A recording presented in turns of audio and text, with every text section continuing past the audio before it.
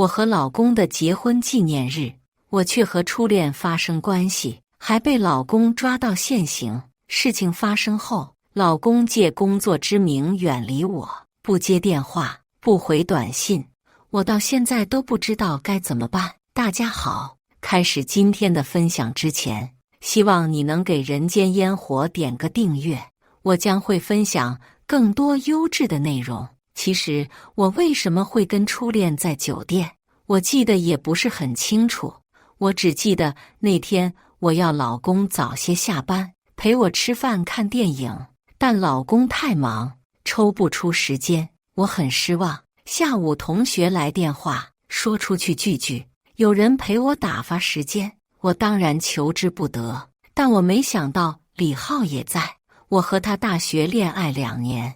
毕业后，他要去外地发展，我们不得已只能结束恋情。饭桌上大家起哄，我也喝得多了些，后面的记忆就很模糊了。后来我被一阵打闹声吵醒，睁开眼睛就看见老公和李浩的脸上都带了伤，而我躺在酒店的床上，我当即就像被人泼了一盆凉水，浑身冷冰冰的。而老公看我的眼神是那种刻进骨头里的失望。回去的路上，我们一句话没说，有很多次我都想道歉，可看他阴沉的脸，我又不敢作声。况且事情已经发生，道歉又有什么用？回了家，关上房门，老公终于发火：乔丽丽，我对你不够好吗？你为什么要这样对我？看着他愤怒中透着悲伤的神情，我的心像被什么狠狠地扎着。我试图解释，我也不知道怎么会这样。我昨天本来是打算跟你一起过的，可你那么忙，你成天除了工作还是工作，我一个人实在太无聊，才会参加同学会。他们又一直灌我酒，而我心情本来就不了，所以喝得多了些。老公怒吼起来：我这么忙是因为什么？别人不清楚，你还搞不懂吗？自打你爸出事后，整个家、整个公司都靠我在撑，我压力很大，我很累，我一刻也不能放松，生怕公司在我这个上门女婿手上垮掉。可我万万想不到，我费心费力为这个家，得到的居然是你送我这么大顶绿油油的帽子。乔丽丽，你可真狠啊！我求他：老公，对不起，我错了，我真不会了，你原谅我好不好？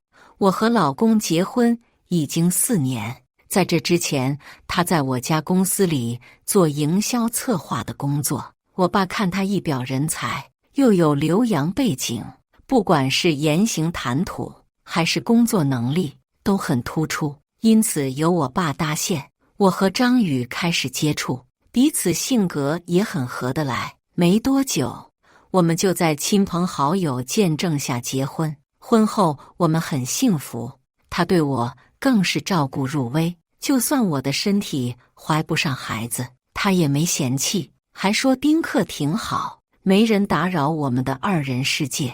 我以为生活会一直这么美好下去，可是我爸在一次身体检查中，医生发现他的脑部长了个肿瘤，位置特殊，不宜做手术，但保守治疗的话，人有可能随时就走。打那之后，我爸就把公司交给张宇打理，也因此他天天忙得像个陀螺，没一刻停下。所以就算昨天日子那么特殊，他也陪不了我。是我们犯下不可饶恕的错。我伸手要抱他，他却一把甩开我的手，厌恶地看着我，然后头也不回地离去。我知道他嫌我脏，连最基本的肢体接触都不肯有。我的婚姻出现了不可缝合的裂缝。过了好久，我慢慢梳理整件事，总觉得有不对劲的地方。老公为什么会出现在酒店？我找同学要了李浩的手机号，询问之下，他说有个女人打电话到我的手机上，打得挺急的，他担心是不是有事，就帮我接听。电话里的女人说我整夜没回去，不放心。李浩告诉了他地址，没想到过来的是我老公。我大骂道：“你就不能说我晚些回去吗？为什么要说出来？丽丽，我还喜欢你，这些年我一直都忘不了你。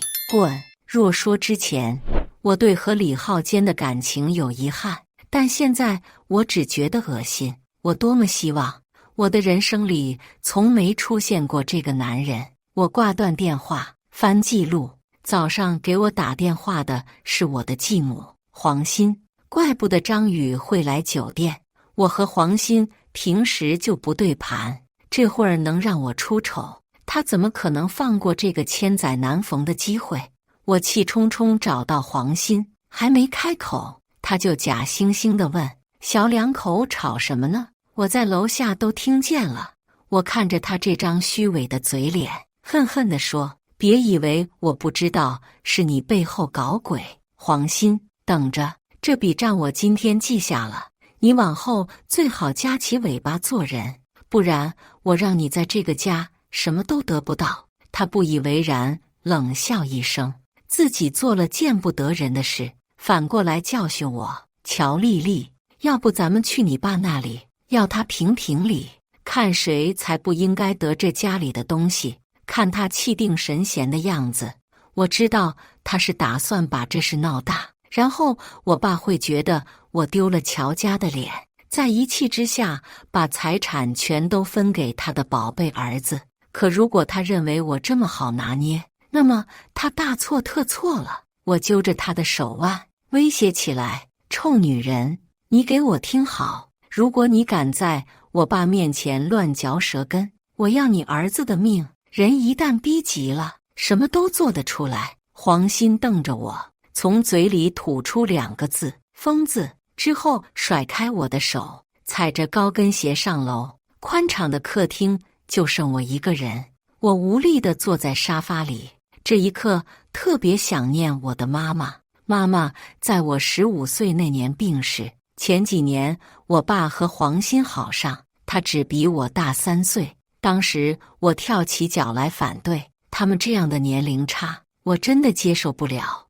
而且黄鑫原本是我爸的秘书，我才不相信他跟我爸是日久生情，他分明就是有图谋。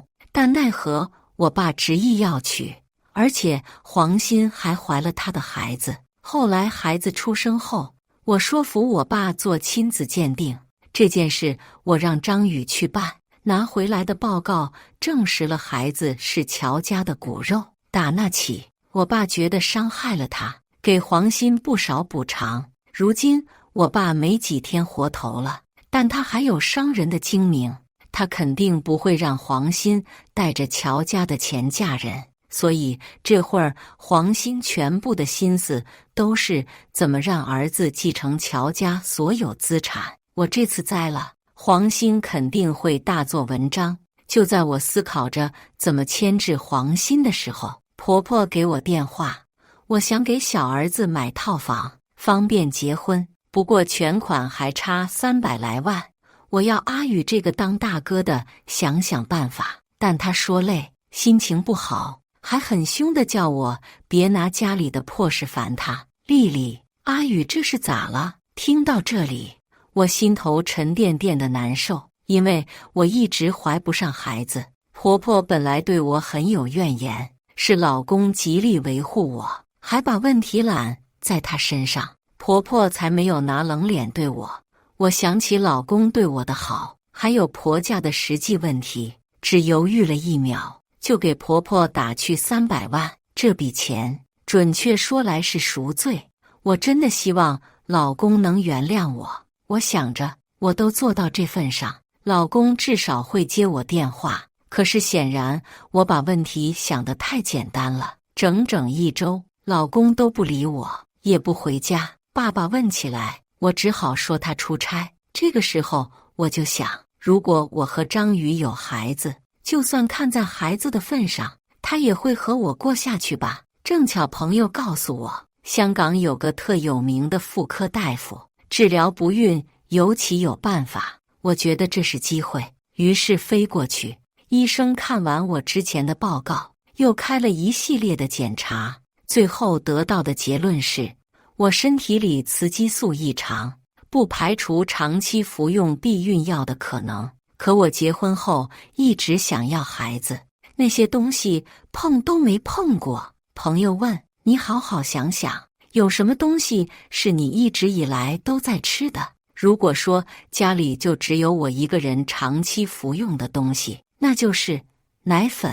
因为我习惯每晚睡前喝杯冲泡奶粉，张宇就帮我在国外他朋友那里买的专供品，说是奶味更浓，更有营养。已经有好些年了，会是奶粉的问题吗？想到那种可能，我的手都有些抖。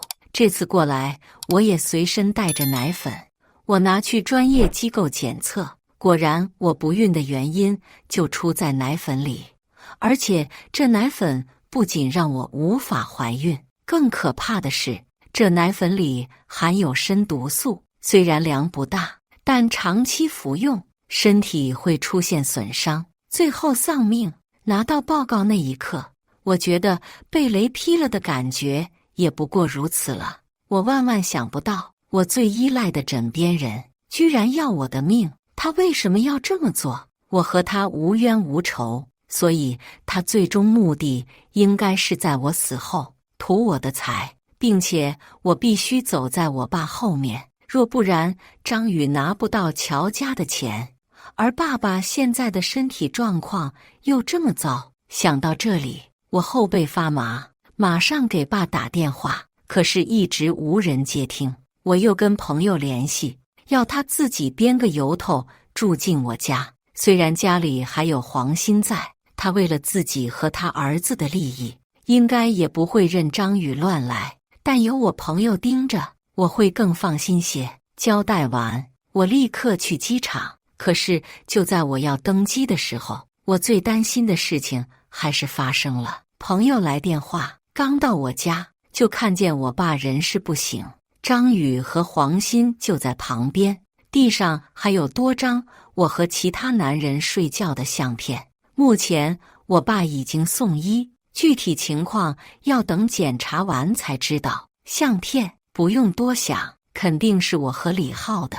难道那天他还偷拍？我给李浩打电话，他承认相片是他寄的，还说这么做的目的是想要我爸知道我和他难忘旧情，我们打算现续前缘。李浩，你给我去死！我快崩溃了。之前我和他交往的时候，他根本不知道我的家庭情况，现在连我家的住址都查到了，还偷拍那夜的事。他明显更在意的不是我们的旧情，而是我能给他带来的利。几个小时后，飞机落地，我看到朋友给我发来的消息，我爸暂时没有生命危险。我心中的大石头落了下去。我第一时间赶到医院，2部电梯，一部正维修，另一部门口站着太多的人，我根本就排不进去。我决定走步梯。然而，就在我爬到第4楼，靠在扶手上喘气的时候，忽然听到5楼的平台处有人说话：“相片是你叫他偷拍，再寄过来的吧？张宇，你这么做有没有考虑过我？”我说了多少遍，我现在做的这些，全是为了咱们的以后。况且，不是你说要让老头子冷落乔丽丽这个女儿吗？现在他看到相片，乔家的脸被乔丽丽丢尽，老头8成想跟这个女儿断绝关系。我一惊，压抑住呼吸，小心翼翼地偷听。说话的人正是黄鑫和张宇。得了吧，可别把话说得这么好听。我承认，我是想离间他们父女的感情，但那要慢慢来，不是为了让他们父女反目就把老头子气死。过了小半会儿，我又听黄鑫冷笑一声：“我知道你为什么这么激进，因为你现在脑子里想的尽是那老头什么时候死，这样乔丽丽就可以拿走他爸的遗产。等那丫头一死，他的也就变成你的。你可真能编，难道不是？不是？那好，既然你没这么想，那么你证明给我看。你要我怎么证明？你在那丫头的奶粉里量再加大点，让他死在老头子前面。老头子本来就半只脚踏进棺材，在晚年丧女，指定嗝屁，到时候乔家所有家产就都归我们儿子了。你疯了！我给他下毒，已经是冒了很大的风险，如果再下猛料，被他发现或者查出来，我福没想到这辈子都完了。他们的儿子，我辅住了嘴，拼命的不要自己发出声音。之前我骂黄鑫的时候，张宇还跟我一起骂不要脸。由于他坚定地跟我同一条战线，所以亲子鉴定的事我是让他去做的。如果儿子是他的，那么他带回来的报告当然是父子关系。我还想继续偷听，但张宇接了一通电话之后，两人离开。而对我来说，真相过于突然，我一时接受不了。不过好在我已经识破了他们的关系，往后我不会再傻傻地任由他们摆布。为了不被怀疑，我很久之后才到病房。黄鑫见了我，眼神特别敌对，巴不得我马上去死的样子。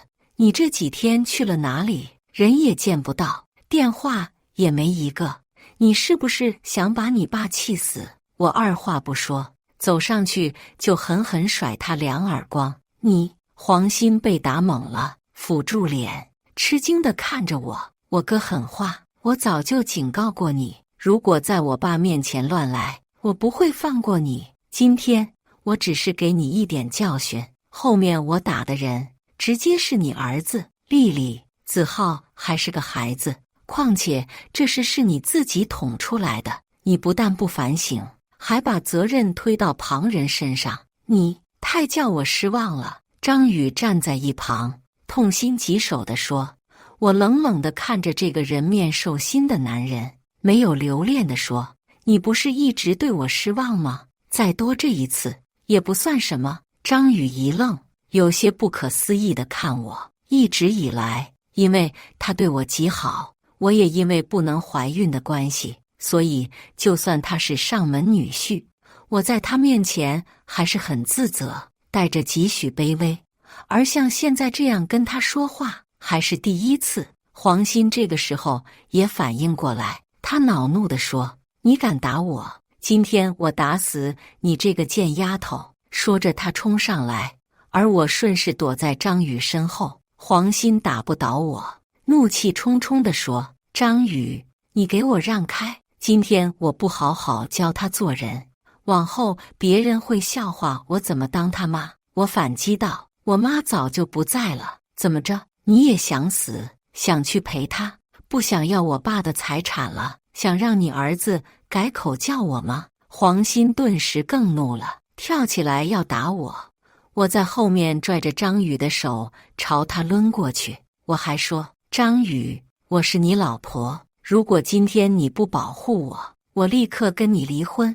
张宇本来夹在中间，没有动作，但一听我说这话威胁，马上歇菜。他计划了这么多，可不能半途而废。他展开手臂，拦住黄鑫伸过来的爪子，当起和事佬，这是医院，你们不能叫别人看了笑话不说，还影响爸休息。这个时候，护士也走进病房，说再闹下去叫保安把我们赶走。黄鑫白白挨了我2耳光，又见张宇站我一边，怄得要死，只听他愤愤哼了一声，大步冲出病房。而张宇没待多久，也以忙工作为名离开。我知道他肯定是去安抚黄鑫了。我爸虽然脱离了危险，但还在昏睡，我请朋友留下照看他，之后去找了私家侦探。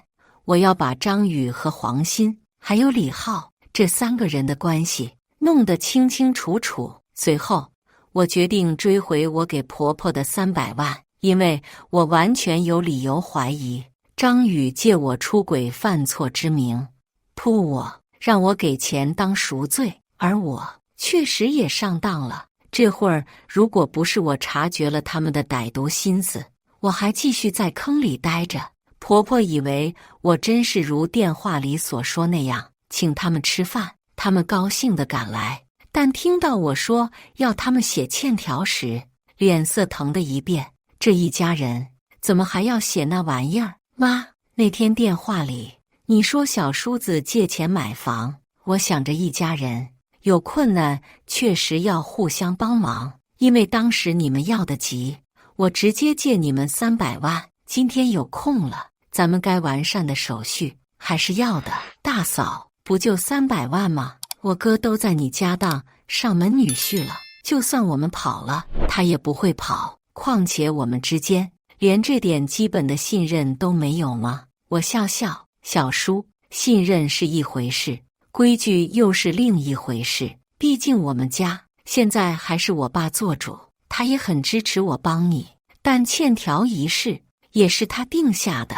没关系，等你们经济稍微宽裕一些的时候再还也行。对面的母子对视一眼，婆婆突然抚着额头，哎呀，我这头咋这么痛？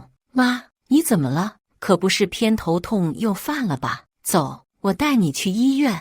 我冷冷看着这对母女浮夸的表演，也没阻止他们离去。我摸了摸戴在脖子上的项链，那里有个微型摄像头。没多久，我接到张宇的电话，因为这会儿他还得依附我，所以他不敢凶我，只是像受了委屈一样，弱弱地说：“刚才我妈他们和我说了。”他只说了一半就停顿，以为我会接话，可我没有。见我没回应，他续说：“丽丽，这些年我都住在你家，我妈就靠我弟一个人照顾。我弟工作又忙，我妈60多，家里活全是他一个人干，他们都很辛苦。你的意思，我们出钱给他请个保姆？”他沉默了好几秒，见我一直不扯到300万头上，他不得不挑破了说：“其实我弟借钱这事本来也不应该麻烦你，只不过前几天确实发生了很多事，我心情不好，夜里睡不着，去医院开了好些安眠药，医生建议我放松心情，不然身体会垮。可你知道的，我哪里能放松？因为我们没孩子，我觉得对不起我妈，我甚至都不敢去见她。加上你。”他故意停顿，是想加深我的罪孽感，但此刻我心里除了对他的恨，剩下的还是恨。再不像从前那样傻傻的一味付出和愧疚，加上你又一时糊涂，我一下子真的没办法接受。我只有拼命工作，替爸分忧之外，也是分散我的注意力。经过这些天的调整，我看清了，还是你对我来说才是最重要的。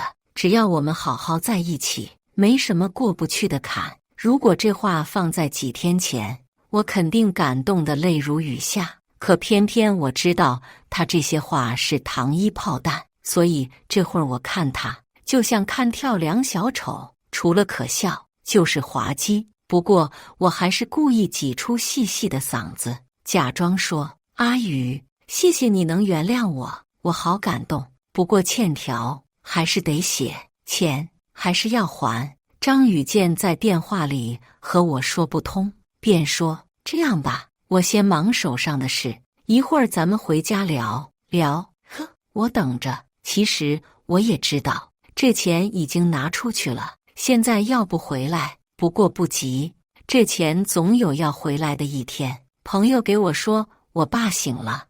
我知道我现在出现在我爸面前，他一定大发雷霆，到时后果不堪设想。我给我爸发了一条讯息，在我朋友手机上，让他读给我爸听。后来朋友回我爸的情绪稳定下来，我这才来到爸跟前，又把偷听到的内容讲给他听。不过我隐去了孩子的事，当初我爸老来得子，恨不得昭告天下，那股高兴劲，说实话，我还真的很妒忌。如果知道孩子和他没有血缘关系，他根本受不了。爸爸知道了黄鑫的真面目，我看他眼睛有些润，我能理解。本来以为有个老来伴，没想到却是引贼入室。不过眼下我爸还得继续和这个女人周旋。下午的时候，张宇给我电话，说陪他参加一个特别重要的酒会。虽然公司是他代理，但我爸还没正式对外官宣。他这会儿急需在公共场合露脸，好让他这个代理老板获得更多关注，也更名正言顺一些。而他想完成这一切，必须我这个乔家人给他撑起来。他也想趁此机会在我面前表现一下，才好免他们家300万的事。等他回来，见我还坐在沙发里刷手机，过来问：都这个时候了，怎么还不准备？我抬头睨他一眼：你又不提前说，我都没衣服穿，不去。对张宇来说，这是个重要的契机，而我这么不配合，他有些上脸。人家一定要我带上乔家千金，你怎么能不去？你要是怕一个人去丢了面子，好办，你带我爸的小老婆黄欣去。说完，我看张宇脸上肌肉明显一僵，你真是越来越不可理喻。最后他甩下一句话，负气暴走。没几天，我收到侦探查到的资料，原来张宇和黄欣大学时是恋人，还在校外租了一个房子同居。后来张宇出国留学，而黄欣也没另找伴侣。两人虽然不能像从前那样腻歪在一起，但关系还是没断。几年后，张宇归来，进入我家公司。应该是张宇想借着我飞黄腾达，所以和黄欣提分手。后来也不知怎么的，黄欣也进了我家公司。我分析，黄欣不愿意就这么和张宇分道扬镳，继续纠缠。而黄欣确实长得也漂亮，张宇也舍不得和他之间的情缘，就这么背着我和他耗着。他和黄欣的事，自然是不想被我知道。但黄欣就此要挟，要张宇介绍他进了我家公司，再顺利当上了我爸的秘书。在后面就是为了乔家的财产，黄欣一不做二不休，嫁给了我爸。钱真是个好东西，轻易就能看透人的本质。资料还显示，两人在几年前就在本市一处高档小区租了套房，这些天两人也没少去那里私会。我收好资料，要私人侦探继续盯着他们。另一边，我去到黄欣儿子的幼儿园，打发了老师一笔钱，拿到他儿子的头发，我再拿去和张宇的做比对，结果要几天后才能出来。这些天我没有再提欠条，张宇也以为这事就这么过去。可是紧接着他就听到我爸把之前过到我名下的财产收了回去。张宇着急了：丽丽，爸对你也太狠心了，你快去他面前求求情。这么多年父女，他现在身体状况又这么差，可不是意气用事的时候。我装作生气，但又无可奈何地说，我爸一直以来就是那个牛脾气，而且这次我确实害他丢脸，他怕我做出更有损家族颜面的事，用这个方法也是给我警告吧。我又能有什么办法？是的，我要爸爸把我名下的财产全部收回去，这样就算我和张宇闹破，以离婚收场，他也图不到我什么东西。看他咬牙不得志的样子，我开始挑拨离间。本来以前我跟我爸关系可好了，自打后面娶了那个女人进门，我爸啥好事都想着他。这次的事就是他在我爸面前煽风点火，不然的话，我爸也不会没收我的财产。而且依他现在的状态，说不定之前给我那些很快就能变现了。可现在倒好，我啥也弄不着，乔家的财产全落进那女人的兜里。呵，我爸他呀，现在被那女人迷得五迷三道的，啥都听他。说完，我看张宇，凄哀地说：阿宇，以后我啥都没了，我只有你了。那天两人的对话透露出，虽然他们是对狗男女，还有儿子，但金钱面前各怀心思，都想先把自己手里那份拿到。于是我故意把矛头指向黄欣，我倒要看看这两人会不会自相残杀。而张宇对我的话没有怀疑，毕竟他比谁都清楚，黄鑫巴不得我拿不到家里一丁点财产。那一刻，我从张宇眼睛里看到一抹凶光，不是对我，是对黄鑫。等张宇离开后，我也出了门。这段时间，李浩天天给我发消息，不外乎想跟我好，我之前都没搭理。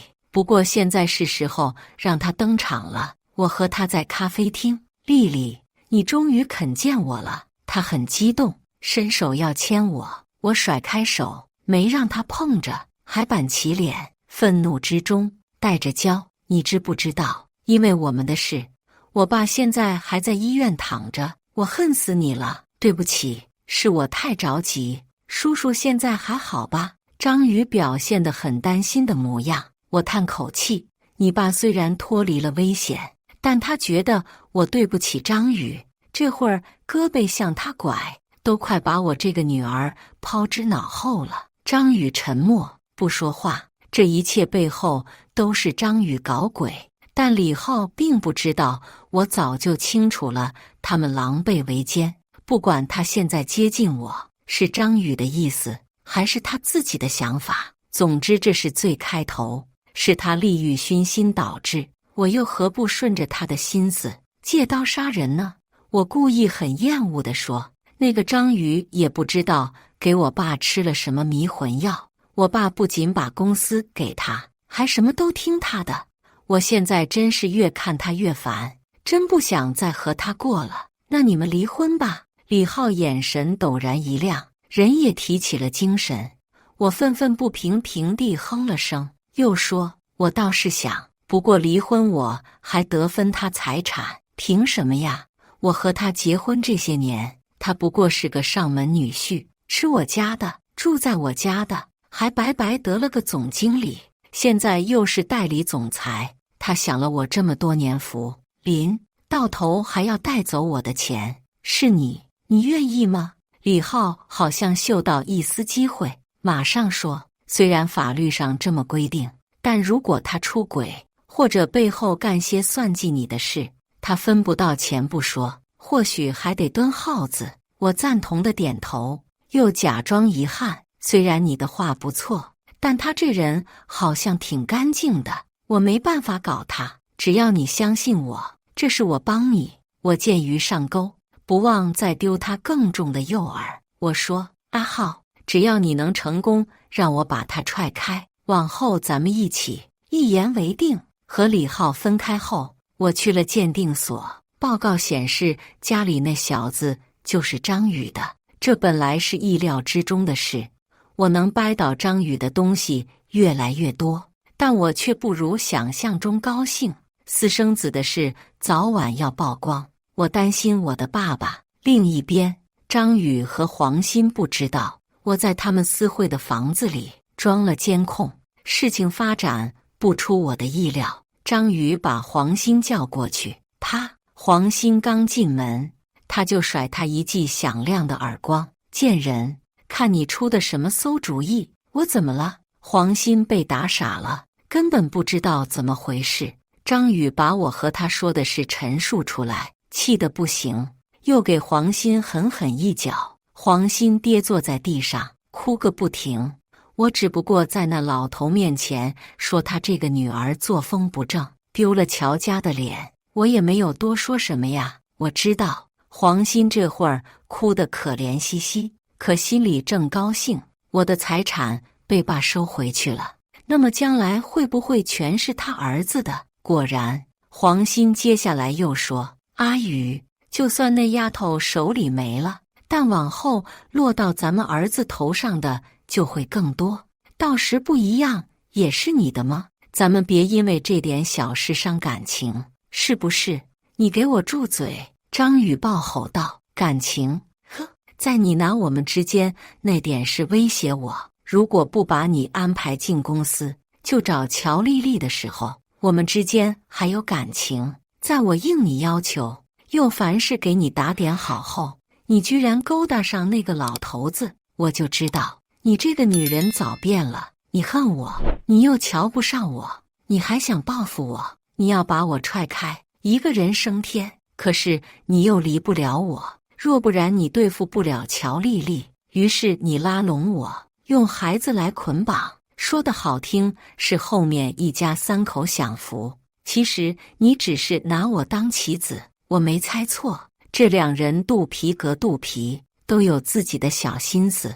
我在屏幕外面看着他们狗咬狗，心头舒爽。黄鑫自然是不承认张宇那些指责的，他哭哭啼啼，又说：“阿宇，事已至此，你不如相信我，只要钱是咱们儿子的，我和你又分什么彼此呢？”目前来说，张宇也确实没有其他更好的办法，但他不甘心，愤怒地诅咒了一声，摔门就走。而我清楚地看见，刚还哭成泪人的黄鑫，嘴角缓缓扬起一抹笑。没多久，私家侦探给我电话，说是张宇和李浩在咖啡厅见面，不知因为什么原因，两人竟在公共场所大打出手。侦探依稀听见李浩嘴里叫嚣着把真相告诉丽丽，这一切都是你指使这样的字眼。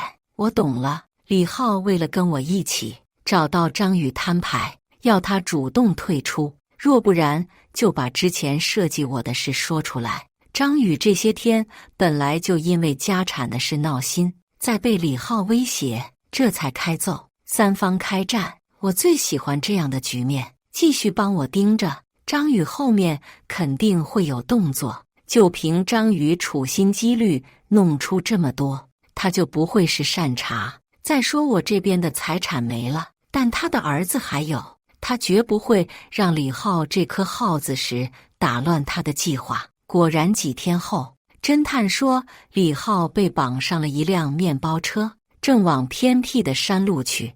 我要侦探小心跟着，待李浩被打得半死的时候，我才报警。面对警方，那伙人不敢隐瞒，说是被张宇买凶杀人。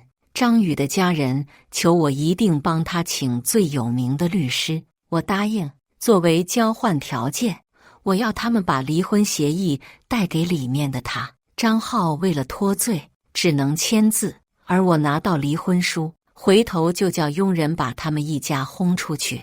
李浩虽然在这次事件中因为警察的及时营救而捡回一条命，但他脾脏都被打到破裂，命根子也伤到了，往后余生只能是个废人。张宇被抓，黄鑫整天坐立难安，风一吹都会全身发抖。这个时候，黄鑫开始和我套近乎，说家里就我们两个女人，往后要相互扶持。我甩开他的手，家里只有我，不会有你。你什么意思？黄鑫正疑惑，警察上门给他戴上了手铐。就在昨天，我把张宇和黄鑫串通一气，长期给我下毒的证据交给警方。张宇罪加一等，而黄鑫也要接受法律的研判。同时，我也向婆家人追讨那300万的欠款。他们拒不承认彼此间是借的关系，他们硬说成是我的赠与。我把当初在咖啡厅要他们写欠条，还有和张宇后面的一系列对话视频交上去。婆家人又说那是夫妻共同财产，有张宇的一份，只是我早就做了准备，把那部分钱化作了婚前财产，张宇没资格染指半分。婆家人蔫了，说我好狠，非把他们往绝路上逼。我都懒得看他们死皮赖脸的嘴脸。要说狠，和张宇比，我只是小巫见大巫。我把这事交给律师处理。至于黄鑫的孩子，根本不是我爸的。我爸被绿了这么久，他也硬起心肠，我们绝不抚养。我把孩子丢到了张宇家，他们种的因，就让他们自己来尝苦果吧。以上就是今天分享的故事，大家有什么想说的、想吐槽的，欢迎在下方评论交流，也更希望能给人间烟火点个订阅，我将会分享更多优质的故事内容。